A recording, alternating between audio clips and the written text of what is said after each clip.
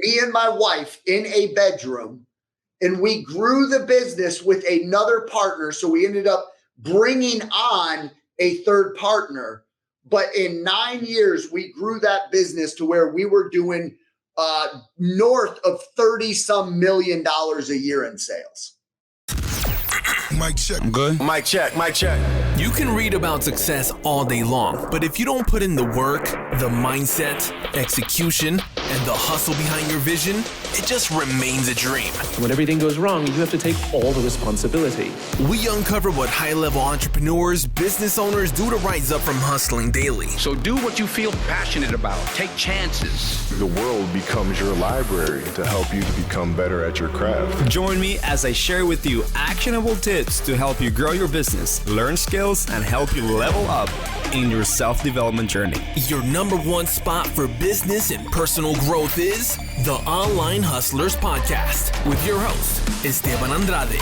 Every day I'm hustling. Hey, what's going on, guys? Another amazing episode in the Online Hustlers Podcast where we cover REI, marketing, and conversion. And today we have a special guest because, to me, it's one of the best individuals that I've actually got to know in the space that really know what they're doing in the wholesale space in such a short period of time. And I want to say that because he came from another industry and he applied the same principles and fundamentals of this other industry into wholesaling. So kind of like a plug and play, and actually derived from that a process that with one simple skill will actually get you to close more deals at a high level, at a high rate, consistently, to the point where he got $3 million, about $3 million in his first year of business, doing this consistently. And I'm not saying that he has like a very high level mega operations here, but he just applied some of the principles here. His name is Cline. I'm very, very, very happy to have him in this episode right here today. What's up, my man? The man with the bat. Man with the bat, bro. How you doing? I'm doing well, man. Just ready to kind of listen to you. And a lot of people actually don't know you, but they will. And the goal here is that you get to know like who you are, because what you are about to actually do for the industry and serve the industry with your specific superpowers is huge. You're a true business owner, you're a true online hustler, and you literally mastered the art of conversion. So I want to really walk through a little bit of who you are, man, but how you were being able to really rapidly get to that much of growth in your first year of business. But overall, man, just understanding how we can give some good value, good tips, good hacks, good mindset stuff, and good just tactical things in this episode for everyone that is listening. Of course. Where do you want me to start, man? So I'd like to know more about you, man. Where are you coming from? And what's your background? All right. So without going like the long drawn out version of it, I'm 41 years old, and right now I reside in Raleigh, North Carolina. Married, 2 kids, 2 dogs, man. But to rewind, going back to as young as like 13 years old is when like my life kind of spiraled out of control at a very, very young age. From 13 to 28, I was heavily addicted to drugs and alcohol. Didn't feel comfortable in my own skin. I didn't feel like I fit in anywhere, not even in my own family. And it was all internal shit. I come from a broken family, meaning my parents divorced. It was an ugly divorce. It was hard on me, and that happened at about 13. And from 13 to 28, when I say my life spiraled out of control, it spiraled. It was bad. I mean, I was, kicked out of high school. My mom said, go to the Navy. I was fucking kicked out of the Navy. They didn't even want me. After the Navy, I bounced from job to job to job to job. And, I started abusing drugs, heavy drugs, up until I was 28. And the drug that brought me to my knees, which I said I would never do, was crack cocaine. And I abused that drug for years. And at the very, very end, 28, I was 130 some pounds. My eyebrows were singed off. My cheeks would have blisters on them because I was, I fucking doing drugs off of a flame off the stove. And I literally was just trying to end it all, meaning my life. Like I didn't want to live. I was very reckless. And I had at 28 years old, I had a spiritual awakening. That's the only thing that I can call it, because I was hallucinating so bad after being up for 8 days straight, where the ambulance had showed up. My family was outside of the room I was cooped up in. The paramedics were there saying, we're going to go in and revive this kid. And they counted to 3. They were going to kick the door open of the room I was in. And I was in this room and I was hearing all this shit. And they counted to 2 and I kicked the door open, or I opened the door, and I was standing in a hallway by myself in my underwear, and I had hallucinated everything. So it was a power greater than me saying, Eric, if you don't change, this is what's next. You will die. And it was that day, I literally had it tattooed on my knuckles. August 9th of 2009, I changed, and my life since that day has I live a life beyond my wildest dreams, brother. I'm blessed. I have a family today that I love. I have a beautiful home I get to go home to. I got 2 fucking I got a golden doodle and a bernedoodle, 2 dogs that I walk into my home and I got family that come up to me and love me every time I open the door. And that's a beautiful thing, man. So that's where I come from. And I can go into my businesses that I've had. I don't know if you want to elaborate on anything else. Or that kind of reminds me a little bit, because I'm passionate about helping people. That's why we have this podcast. And one of my cousins that lived in Colombia went through a very similar scenario of you. He was younger though, and it was maybe an entire year and a half or 2, where he was also doing heavy drugs too, and the parties and electronic music and techno and going to this and that, and even creating different weird pink drugs that happen in Colombia. I don't know if you know about that, but I put anything. I didn't even give a shit. I'd put it in my mouth, up my nose, you name it, I'd do it. And I thank God today that I'm still here, because for many, many years, I didn't want to be here. I really didn't. Yeah. And I the amount of shit I put in my body, I shouldn't be.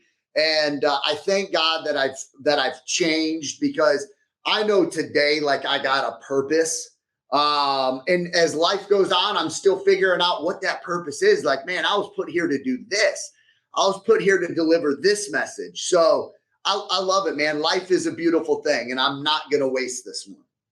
Yeah. And man, I was the person that ended up kind of getting my cousin out of that mystery of just intaking so much drug. And I made him move to another city in order for him to change his environment and who he was going to actually become someone he didn't want to become, but because of these things, it was dragging him away from what his true dreams were and what he was capable of.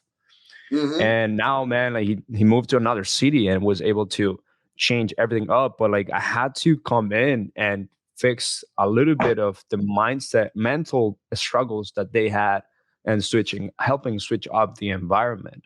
But not only that, I helped him like develop some skills where he could, if he has an obsessive personality, probably you and I also have obsessive personality.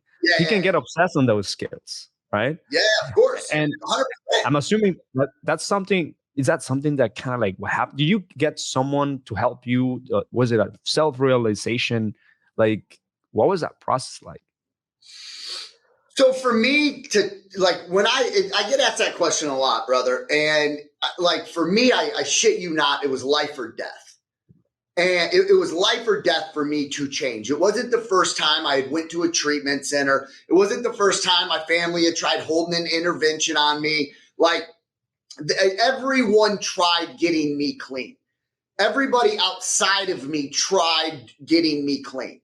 And it was not until I ultimately hit my own bottom, right? We all, if you're going into a dark place, or, you know, you're addicted to drugs or alcohol or whatever the case may be, we all have a bottom, and nobody can soften that bottom for you. Like, you ultimately have to hit the bottom, whatever your bottom is, in order for you to change. And some people, man, that's jails, it's institutions, and it's death, right? Those are bottoms. And when I hit my bottom, for me, it was so clear. Like the hallucination or the vision that I went through on August 9th, like, it was so clear to me that it was either change or die. There was no in between for me. I wouldn't have been lucky enough to go to jail, right? It was death or change for me. And that day, I was like, fuck, I do not want to die. Like, I really did not want to die at that moment. And I ended up, you know, taking a train to Rockford, Illinois. That was my hometown. I was in downtown Chicago living at the time. And I jumped a train, and a buddy of mine put me on a plane, flew me down to Fort Lauderdale, and I checked myself into a treatment center again. And I stayed there for like 2 months. And when I got out, like, that's when reality hit. And I realized, like, fuck, dude, the sky is really blue. The trees are green. I can hear birds chirping and shit, because I lived like under such a black cloud for so many years. And I was like, fuck, this is good, man. I'm in South Florida. I had never been to South Florida. I go to treatment there. I get out. My mind was open to a world I did not know existed. What is that world? I fucking was riding a mountain bike somebody gave to me because I didn't have a fucking license, right? Someone gave me a beat up ass mountain bike, and I would drive from my halfway house all the way down to Fort Lauderdale Beach, and you'd have to go down this road called Las Olas.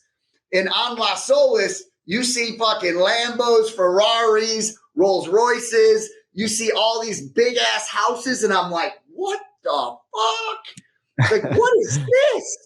I didn't even know this world existed. Fast forward 5 years from riding that beat up fucking mountain bike, I was living in those big ass houses on Las Olas, and I was fucking rolling out the house in the Rolls Royce. Anybody can do it, bro. I'm nobody special. I'm no. You said 5 months? 5 years later, I was fucking rolling down Las Olas to go home in my Rolls Royce. And I don't say that to brag, but like, it happened in a short period of time, very short period of time. And what the one thing that I did and got really good at was sales. Like, dude, I'm not the best marketer. I'm not the best operations manager. Dude, my one skill that I've gotten really good at is sales. Do I know how to run a business? Of course I do. Do I know how to generate leads? Of course I do. But you could take me out of the wholesale industry, plug me into another industry, and I personally believe I'm going to have the same kind of success. I love that. I love that. And man, so you said that people have to somehow hit their own bottom, even though there's external influence trying to help them to not hit that bottom. What do you feel like right now wholesalers hit, or in their first year or first months, or even before starting, just what do they hit? What do they have to hit in order to like realize, God damn, I'm doing something wrong and I need to turn it around because it's not working. Like it's my bottom, at least in a personal or business perspective. What is that bottom that wholesalers or wannabe investors hit, in your opinion? So I've talked to enough of them, right? Enough have been through my sales training at this point. If you're getting into wholesaling, I'll take it back. When I got into this industry, right? I come from an industry that I did sales at a very large scale. I had 150 people all under one roof. No virtual assistants, no VAs overseas, none of that shit. It was all in-house. Yeah. 100 of those people were all over all in my sales pit on the phones, generating deals every single day, every single month. So when I came into this industry, wholesaling being new, I started popping in. This is a long answer to your question, but I started popping into all of these different lives and coachings and all this shit. And I'm like, man, the message the new person is hearing, they don't have a shot. Like they're going to fail. They're going to fail.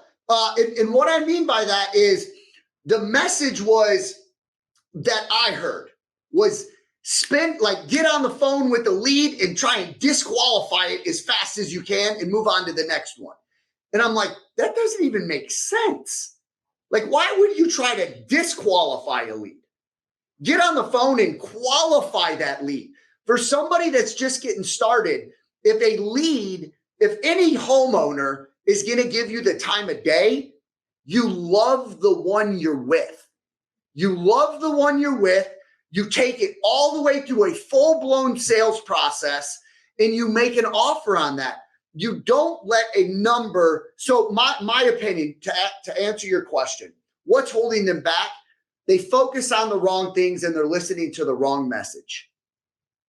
This is not a hard business model. Wholesaling is overcomplicated by a lot of people. You need to focus on getting a seller on the phone and converting it to a deal. That's all wholesaling is. It's not real estate. It's lead gen and sales. And if you focus on those two things, like don't worry about dispo in the deal. Worry about fucking locking it up first. Okay. That's my opinion. And I agree with you, man. I feel that when people come in, they come in with so much over education on either YouTube free education or all these different courses that they lack clarity and attention and focus on what should they really be doing. And also the shiny object just appears so often by all these guru marketers that they don't sharpen that skill set of sales. They don't focus on generating leads and the sharpening the skill set of sales that ultimately it is what got me where I am. Because trust me, man, even though I have a personality where it's like I am very outgoing, interpersonal, I like to talk to people, I never had a sales training. I never understood sales. And I was scared of sales. Or understanding that I was already selling myself whenever I introduced myself to people, but I just didn't really take it seriously or structured. So I did my engineering thing, and that teaches me more to how to be systemized and operational. And yeah, my business was able to be systemized and operational, analytical a little bit in the beginning, but then, which is kind of the same thing with people start with real estate, be like, let me make sure that I can analyze these numbers, have this kind of like complex repairs calculators, and like making sure that I have this and this established. But what if you get on a call with a homeowner that really has a problem and you cannot really solve it, or you cannot just talk with the homeowner that is not believing anyone because everyone has screwed them over like another wholesaler. And how do you get that person to believe that you're the right person? And that all comes through persuasion and sales. It all Yeah. comes to also going through the sale process. So the same thing that got me to elevate my business to over $180,000 per month is by focusing on the one thing that I was not really understanding well, but I had the capacity of doing it, which was sales, which Yep. was increasing my sales, having a developed sales team, developing a sales team that ultimately makes me a sales manager, and continuously increase sales in the top line and also in the bottom line. So that was everything. I was everything I did, and the employees that I hired helped me with the inside part that was taking a lot of time. So that's about it, right? Yeah. Can you walk me through, like, very interested of knowing how was your entire progress from when you were realizing, wow, there's this freaking world out there in Fort Lauderdale, which I used to live in Fort Lauderdale. I used to bike too. Yeah. I used to see those freaking houses, amazing. Yeah. Las Olas, to like starting that business to get to 100 people in Yeah. house. Because right Yeah. now you have a lot remotely, but like it was a progress from you experiencing those in-house 100 people. Yeah. So my very first job was in Fort Lauderdale, South Florida, in sales. I was literally a cold caller. That's where I started. Mhm. $15 an hour, cold caller. Did that for like 6 months. And I was blowing all the cold callers out of the water. And this is what got me. And then after 6 months, they moved me to a closer. Within a year and a half, I was the number one sales guy in that organization. And I say this, I was not the most talented person in that building. This is what I was. I was the fucking hungriest person. I was the hungriest. I had something for the first time. I found something that I knew did not have a cap on it. I ultimately wrote my own paycheck on Fridays. They just signed the fucking check. So for me, I was just coming from the bottom, man. I had seen hell. So I knew, like, for me, there was nowhere to go but up. And I wanted to see how high up I could really go. So I was the hardest worker in that building. And I say this today because I know the day I left that company, I cared more about the company than the owner did. And I knew that was the day I needed to part ways and go do my own thing, right? So for a year and a half, I would show up every single day before everybody. And I'd be waiting there with a fucking lunchbox in my hand, waiting for somebody to open the door. They would let Eric in, right? I'd work all day. And then at nighttime, they'd be shutting the lights off. I'd still be at my cubicle with my fucking headset on. And they'd be like, Eric, dude, we got to go. Like, you got to get up from the cubicle. We're done. I'd take it off. Next day, waiting there with my lunchbox, dude, waiting for somebody to open the front door. So I just outworked everybody. Now, I picked up in a year and a half. I was around in that company. I will say that's where I picked up from a lot of different people that had been in sales much longer than me. I picked pieces from everybody.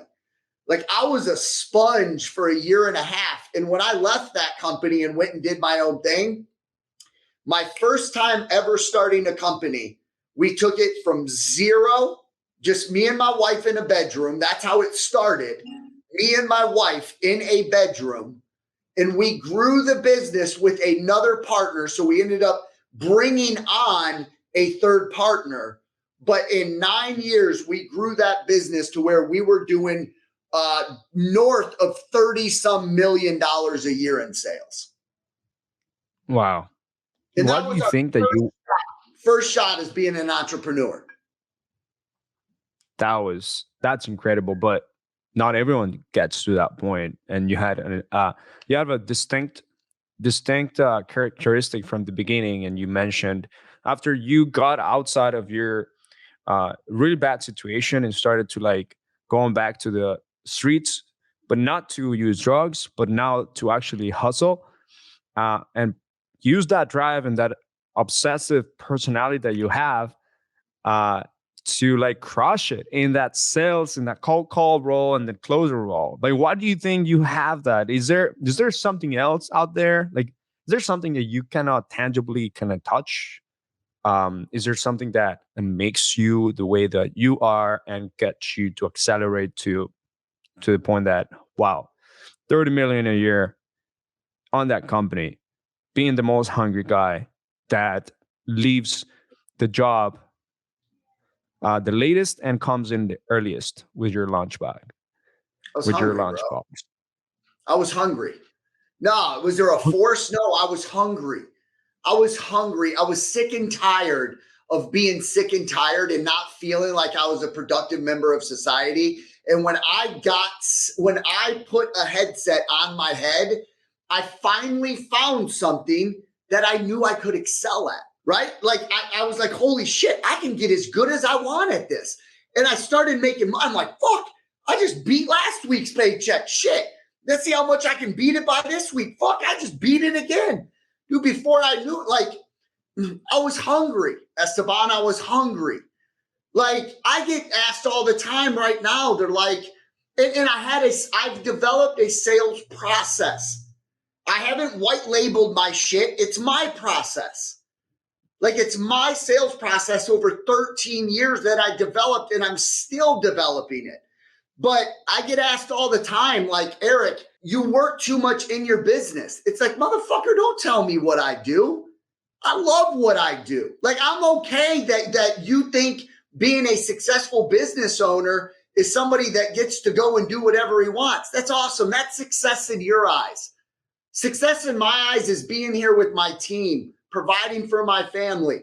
If I wasn't here every single day, grinding it out with my team, I don't know what I would do, man. I can only go to the fucking beach and mountain so long and not get bored. I love building. Like, this is in my blood. I feel like I'm a part of something. I love doing it. So, yeah, I don't know. I just went on a little tangent right there. I think you're obsessed with winning. I love it, bro. I don't want to lose again. You're just obsessed with winning and winning more. That's awesome. You said you developed this sales process, and I'm assuming that while having the company of motivated timeshare owners, is that right? Yeah. Was it like was it that you came in and developed the sales process from there and took the same elements that you are currently applying, or was there something else different? No, I've taken the exact same process, just took out the word timeshare, entered the word home, and tweaked some of the verbiage. But it's the same process, the same tactics, the same word tracks, right? Then you put on top of that tonality. You bring your emotion to it, but it's the same process. It's intro.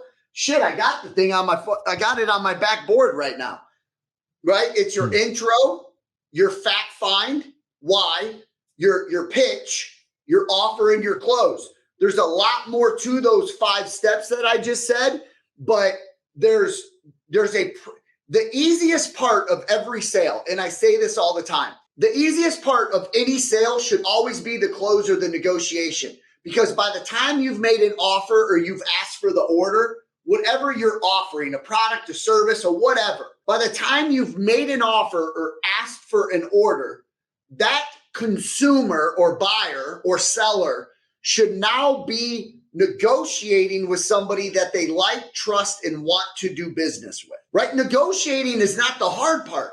The hard part where everybody misses it is everything you do up to making an offer or asking for an order.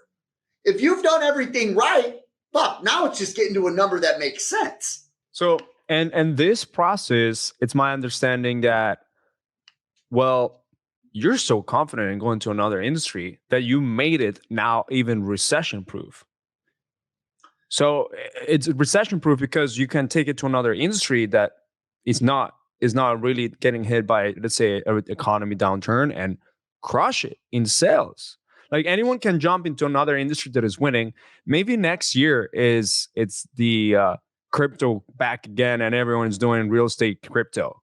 Maybe 2 years from today it's another like big thing, and you can take this exact same process and teach it to your team and to yourself and be able to crush it. You've basically developed this recession proof model that people are not seeing in real estate. I don't think there's anyone right now. And I respect a lot of coaches in sales. I do too. I respect Steve Trank. I respect Stephen Max, right? I respect which are the other ones? I respect the other ones, the other sales coaches. John Martinez. The only one I've met, like Max and Steve Train, I've met. Any of the other ones I have not met. Yeah. But I feel like these people ultimately also grabbed just, for example, Sandler, and they grabbed the book here, and they probably optimize it to the industry. Yeah. But you have a baby that was given birth by you. But all these challenges, shit, bro. It's my shit. When is the book coming out? My wife keeps asking. You and I were just at a event, and where were we just at, Esteban? San Antonio, Wholesaling Live. We were at San Antonio, and someone came up to me, and I did tell what you don't know, right? And we were at this event, and someone had come up to me, and they're like, "Hey, man, shoot a reel with me real quick." And I was like, "All right, cool." Afterwards, because in the reel, I talked about a sales process. Afterwards, he put his arm around me, and he's like, "Eric," he goes, "I just want to let you know, like a year and a half, 2 years ago, no one mentioned the words sales process. It was not mentioned in this industry." And he goes, "Everywhere I go now, people are mentioning a sales process." And he's like, "Brother, I just want to let you know your work is spreading. Like the word is spreading, and it's spreading fast." So, and I was like, "Fuck, dude, you really think it was because of me? Like, you think I brought the sales process to the wholesale industry that quick?" And he's like, "Dude, I'm going to give you my personal opinion. I think that's why people are saying it." And listen, it felt good to hear that. Whether I did it or somebody else impacted this industry, I know sales in the wholesale space, it needs to be taught properly. There's a lot of hustlers in here that have had a little bit of success, and they try teaching it. And that's okay, man. I'm not knocking them, but there's levels to this shit when it comes to actually teaching it. Right? If you're going to teach somebody something, hopefully they're going to be able to go and duplicate it and get the results or better of what they were looking for. Yeah. And obviously, I mean, you're obviously knowing that this requires levels. So let's kind of backtrack and see. Yeah. So people that have no idea about sales, but probably have the personality of it, like who you feel is the type of person that would fit this type of process or this type of system? Anybody. And you look, introvert, extrovert, whatever the fuck you want to call yourself, anybody. And the reason I say that is 13 years ago, Esteban, I was so insecure. I had social anxiety. I couldn't be in large crowds. I couldn't hold an intelligent conversation. Today, I literally still can't read a book from top page to bottom and retain what I've read. So like you can be shy, you can be outgoing, you can be black, white, Asian, fucking Chinese. I don't give a fuck what you are. You absolutely, if you have a true process, you can learn this. This sales does not discriminate. You could have fucking no arms and no legs Put a fucking headset on your head and be as successful as you want. That's what I love about sales. It did not discriminate against me. It doesn't matter that I got all these it looks like my fucking kids have drawn all over me for years. It didn't discriminate against me, man. You can be a male, you can be a female, you can be whatever you want and be successful in sales. Like, and I'm very niche specific. I'm over the telephone. Like, I don't talk about going to in-person appointments and knocking on a door. I don't do face-to-face sales. Can I today? I'm sure I could close the fuck out of some face-to-face shit. But my history, my years of experience is all over a telephone. Anybody can do this. I feel like a lot of people also get stuck in the like, oh, I kind of don't want to just keep it on the phone. I need to go see this seller in order for me to close the deal. When in reality, you can leverage everything that's happening right now with virtual wholesaling and real estate investing. Ever since like COVID, people started to realize and wake up to the fact. People already had done that before that, but yeah, now that you're using Zoom more, now that you're using over the phone negotiation and over the phone transactions and relationship building, I mean, like, it's now or never that you take something like this and implement it in you and your team. And now you said that there's levels to actually teach this. If someone were to get this process, go and say, Eric, train me. I want you to show me exactly how I can elevate my sales system and being able to actually show my employee, my new acquired acquisition manager, to do it. What are those levels? I love to like really understand for someone to teach these type of things to their team based on your process. Yep. First, before anything, it all starts here. It all starts right here. Right? You have to, I always say this, the number one sale you have to close first is selling yourself that you believe you can do this. That's the number one sale, right? Everything after that. So the number one sale is looking at yourself in the mirror and saying, Eric, God damn it, motherfucker, you can do this. I believe in you, Eric. And that's me telling myself, I believe in me, right? Because until I believe it, more than likely the shit ain't gonna happen. For a lot of us, we're our own worst critics, right? We're harder on ourselves than we are pretty much on anybody else. So the number one sale is just having a little bit of belief. It doesn't need to be a ton. You got to have a little bit though that you can do it.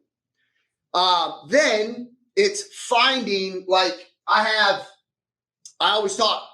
If you're going to get into this industry, someone told me getting into this industry, this could not be scripted out.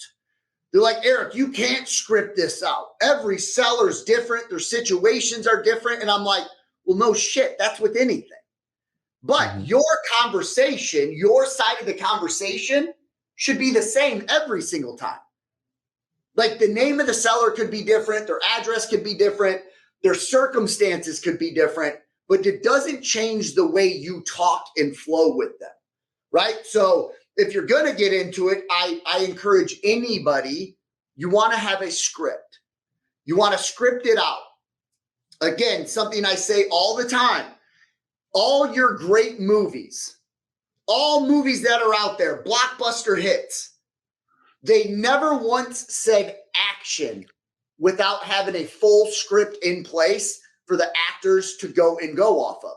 Now they're going to put their own personality into it. They're going to put their own gestures and shit like that. But everyone has a script to go off of. So if you're going to get into this, either find something online that at least gives you a blueprint of what you can say to somebody, or shit, come to your boy, because I know I got the best, right? I said I got the best stuff on the streets right now. Everybody wants the blue magic, I think, is what Frank Lucas had, right? But you want to have a script. You want to have goals. Like, even though day one, You're like, shit, I don't know anything about wholesaling. I don't know what I'm supposed to do. Set some KPIs, key performance indicators for yourself. Day one, like, hey, I'm going to knock this many doors. I'm going to dial this many phone numbers. I'm going to get X amount of talk time every single day, and I won't give up till I get it. I'm going to make, in my first 30 days, I'm going to make X amount of offers. And don't stop until you hit it. So goals is going to be key. Script is going to be key. If you're going to have a conversation, right? Set a little tape record. If you don't have the software and all that shit, like set your a tape recorder or something where you can listen back to how you sound. All your big sports teams, they go and lose a game or win a game. The next thing that they're going to do is sit and watch the tapes. Hey, you fucked up here. You should have jerked a little bit more to the right and you went left, right? They're looking at where they messed up. So if you're getting into this and you're going to start making calls, you want to be able to go back and listen to yourself. That's some of the most powerful training that you will ever do is going back and listening to the tape. It's going to tell you what you're good at, what you're weak at, and then what obviously you need to fix, right? The tape does not lie. Okay.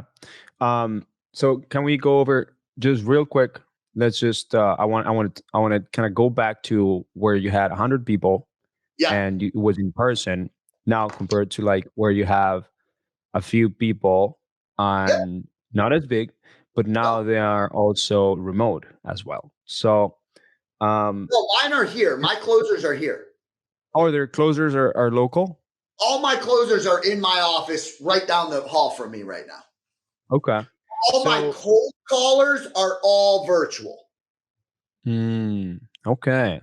So the skill set of getting to learn this and getting to absolutely master it is one thing, but the other one is like being able to put this into someone else's head inside of your team as like acquisition managers. It's another skill set. Yes. Let's walk through that because I know you basically managed 100 people of what 100 cold callers, was it? Something like that. It was 60 fronters, right? It was I call them fronters. 60 fronters, appointment setters, and then I had over 40 something closers on the phones. Wow. I mean, I ran the thing from 9 a.m. till almost 2 a.m. So I pumped that bitch. If I could have ran it 24 hours a day, I would have. And you always had the energy. Yeah, listen, I truly, Esteban, when I say this, I don't say it just because I don't wake up and go to work. I love what I do. You know, I'm 41 years old. I don't know how long I'm going to be able to go this hard and fast and truly enjoy what I do. But today I can say when my feet hit the ground, I never once fucking wake up and be like, God damn it, Shyla, I got to go to the office. Like, I show up, man, because I love to be here. But how do you implement this into a team? I got a guy that's on the phones today for the first time. He just hit the phones at 10 o'clock this morning, 10:30 roughly. Now, I've been training him for the last 4 days. What did I do before he ever hit the phone? So he's been here for 4 days now. And day one, I went over company culture, expectations. I let him know day one my clear expectations of him. And the reason I do that day one, I believe the real person after you hire them shows up like 90 days later. It takes about 90 days for them to get comfortable with you and start being the real person. So I lay my expectations out day one. This is what's not negotiable with me. You have to meet this many dials, this much talk time, this many offers. I don't like you being on your fucking cell phone all day. Being late is the biggest thing that will get you fired off my team.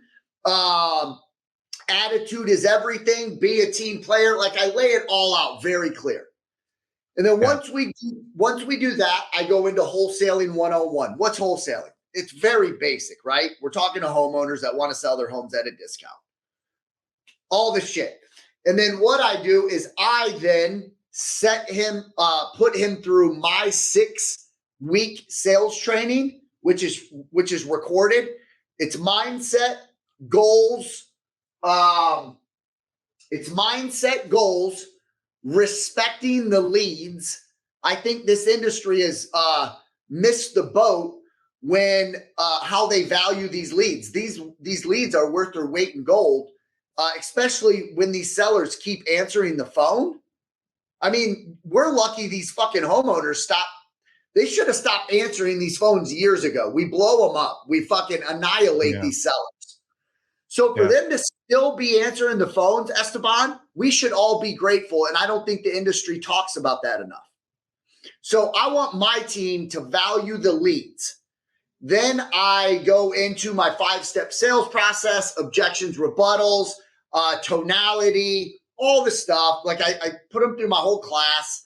And then before they jump on the phones, they're not allowed to hit the phones until they sat down and typed out their goals for 30 days, 60 days, 90 days, 6 months, and a year of being with my company. The goals you set? Before they're ever allowed to hit the phones, I make them type out their goals for 30 days, 60 days, 90 days, 6 months, and being here for a year. I want to see if they even can have a vision of being with my company for a year, and I want them to put it on paper. Sweet. I'm taking notes myself, man. It's a lot. I know. I get to go chatting, bro, and I'm sorry. Sometimes I can't stop. I know. I love it. And whoever is listening to this, just please share this podcast. Give us a review. It will help us in the Spotify algorithm, in the Apple podcast algorithm. Just give us a review, and we're gonna go deeper into this because do you have a little bit more time? Because we can do that, or we can do a second episode. Do you have more time? We can do a little bit, Esteban. I thought this was going to be an hour. I just have my new guy on the phone today, and I told him, listen, I will not let you fail. I'm literally sitting in the desk next to him, pounding leads today.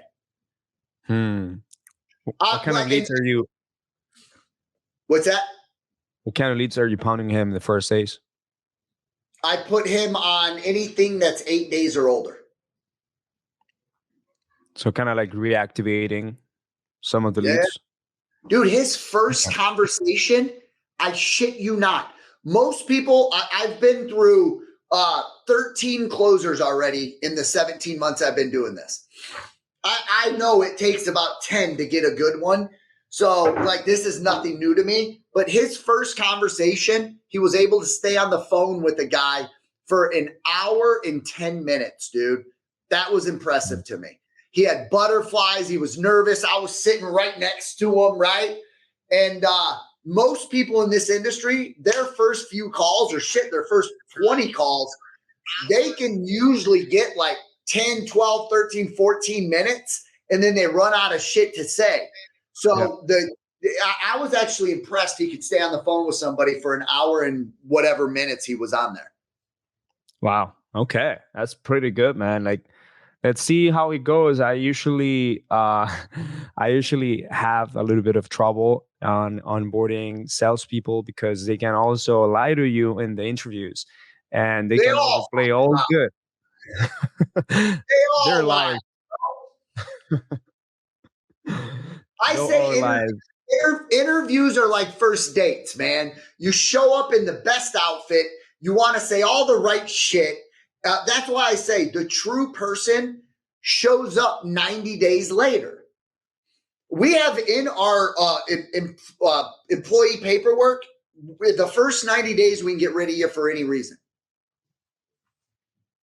Because I've been doing this long enough. I know in 90 days, the real person shows up. And I will wax that ass before that happens. And obviously, these people have a. Is it like a commission mostly that they have, or that you also put them into some sort of like compensation with a base? $26,000 base salary.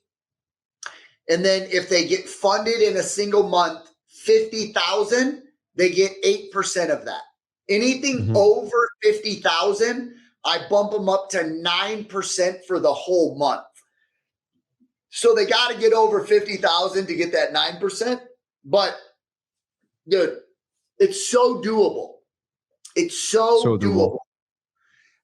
Like if you got this and you got the work ethic, right? If you got a positive mind, good work ethic, and you're motivated, brother, being an acquisition manager on our team and our commission structure, you can make a really good living. I'm pretty sure, man. Rock stars, dude.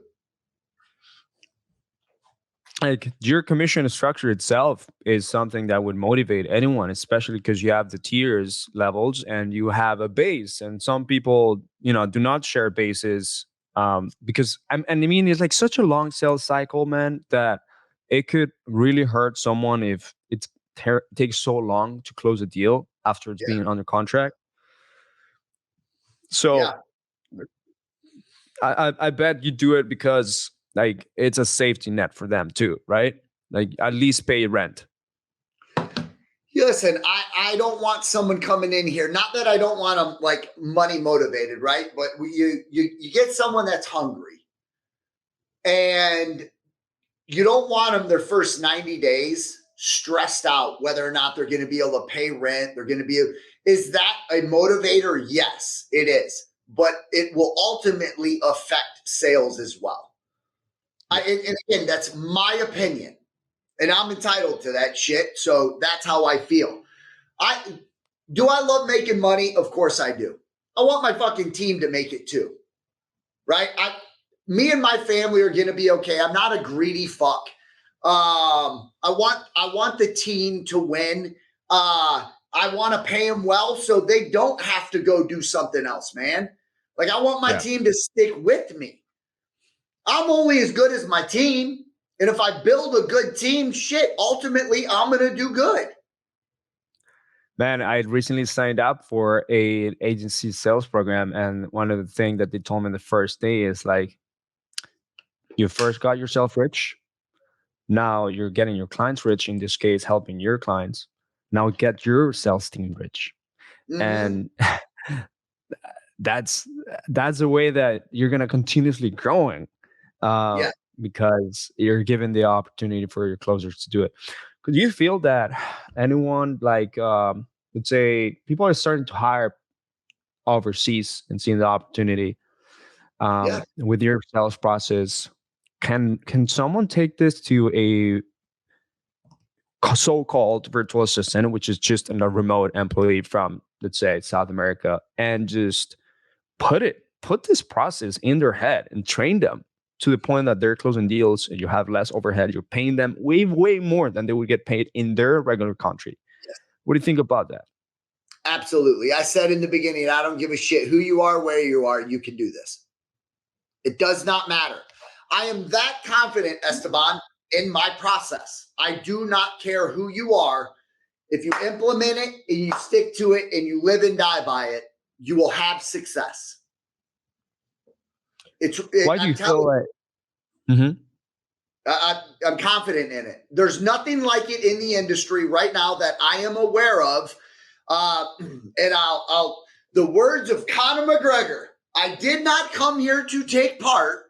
I came here to take over when it comes to sales training. Fuck. Fuck.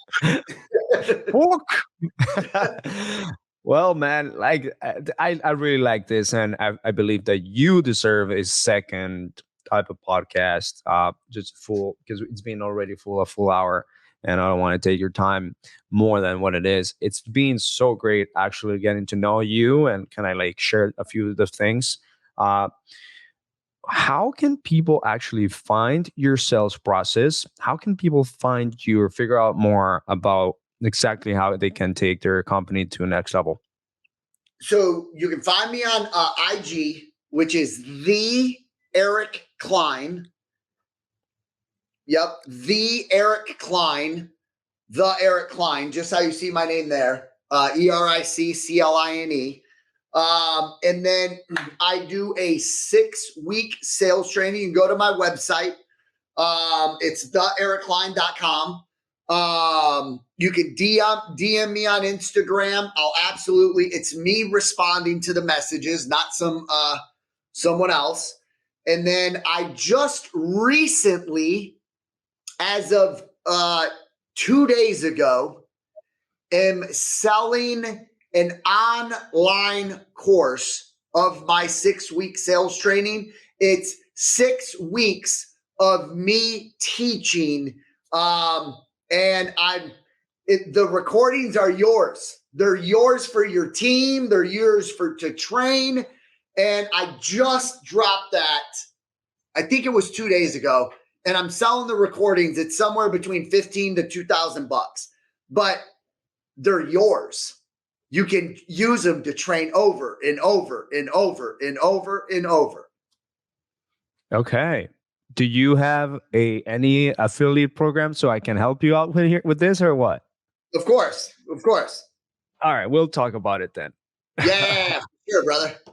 I think like everyone in this industry need this. And also, guys, he just mentioned that he will reply himself back, but that's just right now. I cannot imagine 6 months from today or a year from today, guys, you guys are not gonna have the same type of one-on-one time and the same type of experience with specifically Eric Cline. So take advantage of today, because he must explode and he will explode. I'm telling you, I just see this projecting, and even though he can have teams, just take advantage that he is responding to messages himself. He's approachable. Like, people are going to him personally and like asking stupid questions. He will answer stupid questions. I'm still answering them. Hey, because listen, but I agree with you, Esteban. It's getting to the point, though, like on a daily basis, there are too many coming in, and I do my best, but there'll be a day where I can't do this personal stuff one-on-one at the scale I'm doing it at right now. It would physically impossible. It would be way too time consuming. It's physically like very hard. Impossible. Like, yeah, it's impossible. Yeah. So take advantage of that. Again, at the Eric Cline, and you will be able to find both course and the program. And I believe that here at Hustle Media, we're going to be able to create some sort of synergy. So we'll be preparing something for you guys. I don't want to like jinx anything, but there's something that could be cooking, some sort of nice soup. And everyone that's listening to this, again, share this away, give us a review, follow the Eric Cline, and man, I cannot wait until we have a second episode and I tell you guys exactly what we've been cooking and how things are gonna go. So thank you for listening to this. Eric, anything that you want to share away? Last thing to these listeners? As I tell everybody, man, if nobody has told you today that they believe in you, because for so many years, I just needed someone to say that to me. And I believe if I would have had that voice in my head, I believe in you, I believe in you, I believe in you. You can do it. I promise you got it in you. You got it in you. Don't give up. If no one's told you today that they do believe in you, I promise you, I believe in you until you can believe in yourself. You have it in you. And if I need to be the one to fucking pry it out, I will. But we all have it in us. I'm not special. Esteban's not special. And neither are you. So let's all just win together. Let's make it happen. And God bless, man. Thank you so much. Everyone that's listening, thank you so much. We're going to go end the broadcast and see you. Thanks for listening. Peace, brother.